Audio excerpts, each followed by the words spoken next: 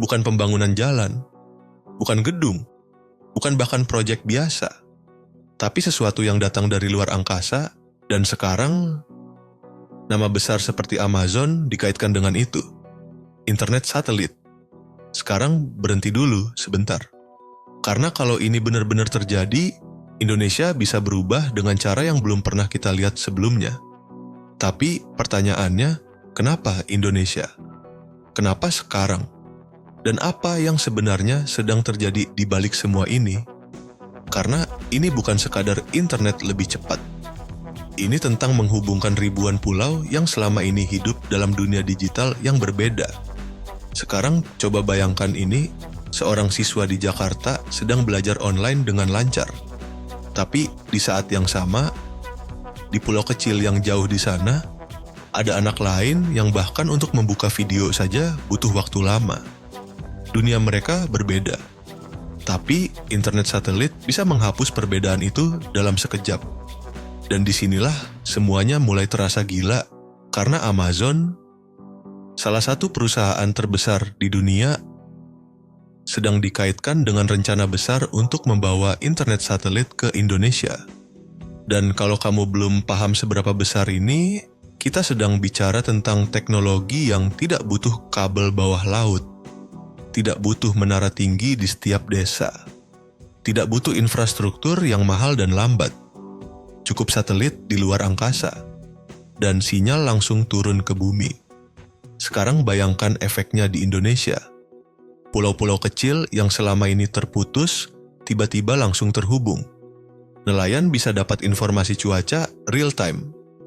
Siswa bisa ikut kelas online tanpa gangguan. UMKM bisa jual produk ke seluruh dunia. Dan bisnis kecil di desa bisa tiba-tiba punya pasar global.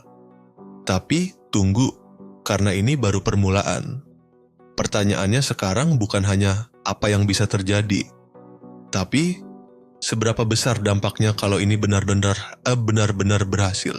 Karena kita harus jujur, Indonesia punya tantangan besar. 17.000 lebih pulau. Banyak wilayah yang sulit dijangkau. Dan membangun internet tradisional di semua tempat itu butuh waktu bertahun-tahun dan biaya yang sangat besar. Tapi internet satelit mengubah aturan permainan. Tiba-tiba, jarak bukan lagi masalah. Laut bukan lagi penghalang. Gunung bukan lagi batas. Dan semua itu terdengar seperti mimpi sampai kamu sadar bahwa teknologi ini sudah mulai digunakan di beberapa negara lain. Dan sekarang, Indonesia masuk dalam pembahasan itu. Tapi di sini bagian yang membuat semuanya jadi menarik. Karena ketika perusahaan seperti Amazon mulai tertarik dengan suatu negara, itu biasanya bukan hanya sekadar coba-coba. Itu biasanya tanda ada sesuatu yang jauh lebih besar sedang dipertimbangkan. Dan Indonesia adalah pasar digital raksasa yang sedang tumbuh cepat. Populasi besar, anak muda yang dominan, pengguna internet yang terus meningkat setiap tahun.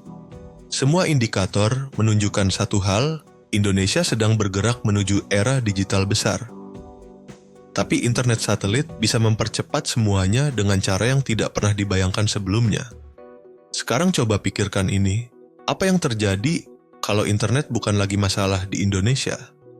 Tidak ada lagi wilayah yang tertinggal, tidak ada lagi desa yang offline, tidak ada lagi kesenjangan digital antara kota dan pulau kecil.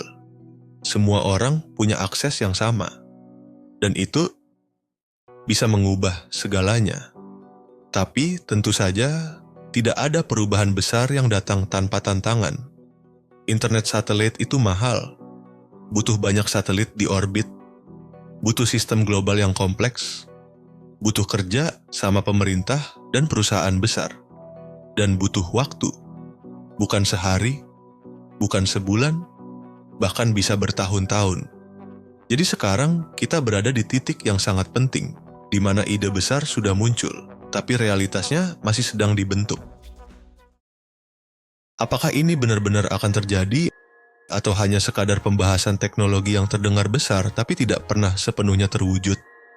Tapi yang menarik adalah hanya dengan pembahasan ini saja, sudah cukup untuk membuat dunia mulai melihat Indonesia dengan cara berbeda.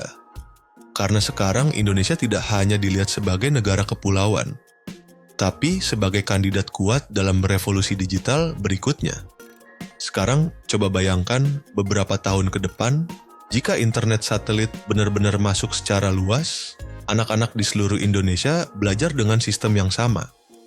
Bisnis kecil bisa langsung masuk pasar global. Komunikasi antar pulau jadi instan. Dan informasi mengalir tanpa batas. Saat itu terjadi, Indonesia tidak hanya berkembang. Indonesia bisa melonjak. Tapi sekali lagi, semua itu masih bisa. Masih potensi. Masih kemungkinan. Dan di dunia teknologi, kemungkinan adalah hal yang paling kuat. Sekaligus paling tidak pasti. Karena banyak ide besar yang terlihat luar biasa di awal, tapi hanya sedikit yang benar-benar mengubah dunia. Jadi sekarang kita kembali ke pertanyaan utama, apakah Amazon plus Internet Satellite plus Indonesia IPO perubahan besar dunia nyata, atau hanya salah satu dari banyak rencana teknologi yang belum tentu terjadi dalam waktu dekat? Yang jelas, satu hal pasti, dunia sedang memperhatikan Indonesia. Dan Indonesia sekarang berada di percakapan global tentang masa depan internet. Bukan lagi sebagai penonton, tapi sebagai bagian dari cerita besar itu sendiri. Dan mungkin perubahan besar itu tidak datang dengan suara keras, tapi datang perlahan lewat sinyal dari langit yang menghubungkan satu pulau ke pulau lain, satu orang ke dunia, dan satu negara ke masa depan digitalnya. Dan sekarang kita sampai di bagian yang paling menarik dari semuanya. Karena kalau kita tarik semua ini ke satu titik, satu pertanyaan besar muncul lagi. Siapa yang sebenarnya paling diuntungkan dari semua ini? Apakah pemerintah Indonesia? Apakah perusahaan besar seperti Amazon? Atau justru masyarakat biasa yang selama ini paling sering tertinggal dari perkembangan teknologi? Karena biasanya dalam setiap revolusi teknologi, ada satu pola yang selalu berulang. Yang pertama, merasakan dampaknya adalah kota besar. Lalu menyusul daerah pinggiran. Dan terakhir, barulah wilayah paling terpencil ikut tersentuh. Tapi, internet satelit bisa membalik pola itu sepenuhnya.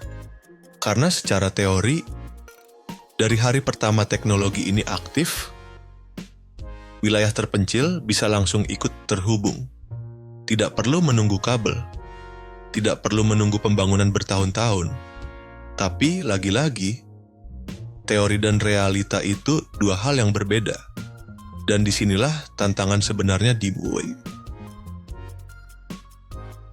Karena bahkan jika teknologi ini siap, pertanyaan berikutnya adalah, apakah semua orang bisa mengaksesnya dengan harga yang terjangkau? Karena internet yang cepat tapi mahal, tetap tidak akan mengubah banyak hal bagi masyarakat kecil. Dan ini adalah titik kritis yang sering menentukan apakah sebuah teknologi menjadi revolusi atau hanya menjadi simbol kemajuan di atas kertas. Sekarang bayangkan kalau semua hambatan itu berhasil diatasi. Bayangkan Indonesia benar-benar terhubung secara penuh dari Sabang sampai Merauke. Tidak ada lagi daerah yang offline. Tidak ada lagi wilayah yang harus menunggu sinyal muncul. Semua orang berada di jaringan yang sama.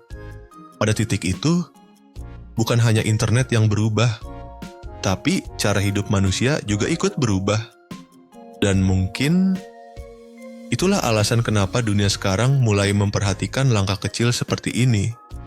Karena sejarah selalu dimulai dari percakapan kecil yang pada awalnya tidak terlihat penting. Sampai suatu hari, semuanya berubah tanpa kita sadari.